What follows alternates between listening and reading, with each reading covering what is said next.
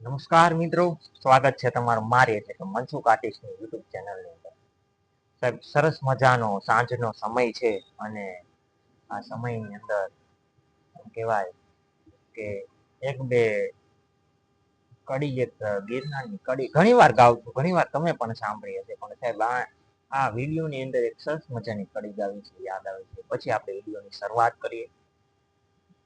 કે હે સોરઠ સોરઠ જગ જૂની ધરતે નવોયો ગઢ જૂનો એ ગઢ ગિરનાર પણ ઓલા હાવજડા હેંજળ પીએ હારે રે એના નમણા નર ને નાર.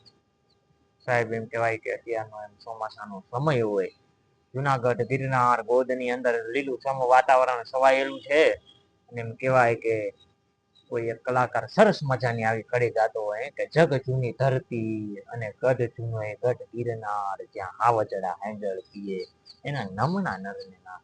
એમ કહેવાય કે સાહેબ ચારે કોર એમ કહેવાય કે લીલાછમ ઝાડવાની વચ્ચે ગરબો ગિરનાર છે.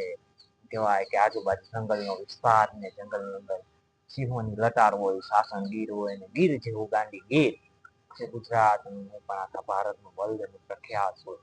અને સાહેબ, એ ગીરની મોજ માણવી હોય, એ ગીરની જેમ કહેવાય કે વરસાદી માહોલમાં ગિરનારની મોજ માણવી હોય, ગીરની મોજ માણવી હોય, એના શબ્દ સાહેબ કંઈક અલગ છે. ગીરનો સરસ મજાની એક કડી છે. ગીર કેડી હાલી મારે જાવું માલ હાકી સિપાહી દેશ ડારા તમે નીકળો ગીર બારા. આવી સરસ મજાનું સાહેબ ઘણા બધા ગીતો છે સાહેબ ગીરની અંદર.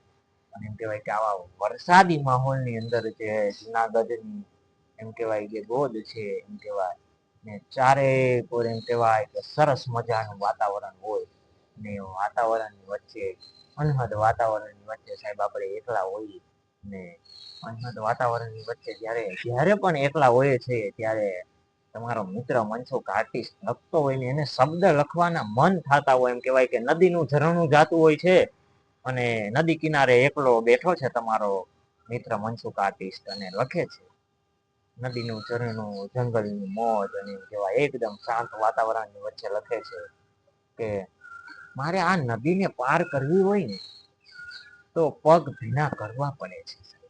કે મારે આ નદીને પાર કરવી હોય તો પગ ભીના કરવા પડે છે. એવી જ રીતે આ તો સાહેબ જિંદગી છે. આ જીવનને જીવવું હોય ને તો આંસુ પણ પાડવા પડે છે સાહેબ જિંદગીની અંદર. આ સરસ મજાની કરે છે એટલે જ તે સાહેબ પછી ધીરે ધીરે હું પાછો લખું છું એ જ કરી કે પગ ભીના કર્યા વગર તો આ નદી પણ પાર નથી થતી અને આ જિંદગી છે આંખો ભીની કર્યા વગર કેમ પૂરી થશે. તો થોડોક સમય થયો તો બાજુમાંથી એક ભાઈ પસાર થાય છે ને કડી મેં લખેલી તો ભાઈ કઈ સરસ મજાની કડી પણ આ થોડુંક આને તમે વિસ્તાર લેખી સમજાવો ને આર્ટિસ્ટ. મેં કીધું સાહેબ કે તમારે નદીની પહેલી વાર જવું છે તો તમારા પગ તો ભીના થશે. એવી રીતે તમારે જિંદગીમાં આ અત્યારે જ્યાં છો એનાથી આગલા સ્ટેપ ઉપર જવું છે તો મુશ્કેલીનો સામનો તો કરવો પડશે. ખાલી સાહેબ એટલું બોલ્યો તો સરસ મજાનો એમ કહેવાય કે વ્યક્તિ કહે છે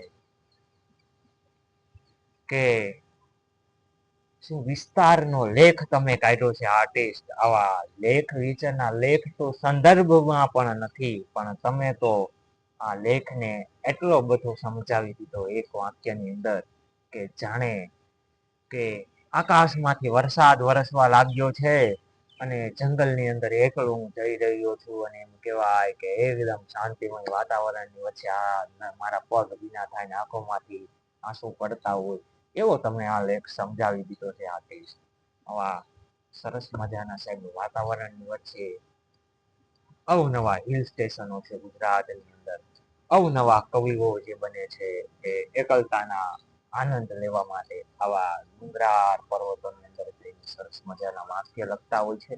પણ મિત્રો તમે પણ જિંદગીમાં આજની તો કાલ, કાલની તો પરમદી પણ તમે પણ એક વાર ગીરની મુલાકાત કે સાપુતારાની મુલાકાત કે જ્યાં ઝરણા હોય, નદી હોય, પર્વત હોય, સારું એવું વાતાવરણ હોય, આવા વાતાવરણ સાહેબ એકવાર તમે પણ મુલાકાત લેશો ને તો તમે પણ ક્યારેક ક્યારેક શાયર કે ક્યારેક ક્યારેક કલાકાર કે ક્યારેક ક્યારેક કવિ કે ક્યારેક ક્યારેક તમે પણ બોલતા બની જશો સાહેબ અમારી જેમ કડીની જેમ. અને આવા અવનવા વિડીયો જોવા માટે મને એટલે કે મનસુખ આર્ટિસ્ટની ચેનલને લાઈક શેર અને સબસ્ક્રાઇબ કરવાનું ભૂલતા નહીં. અને જો વિડીયોમાં ભૂલચૂક થઈ હોય તો માફ કરજો. મળીએ છીએ નેક્સ્ટ વિડીયોમાં.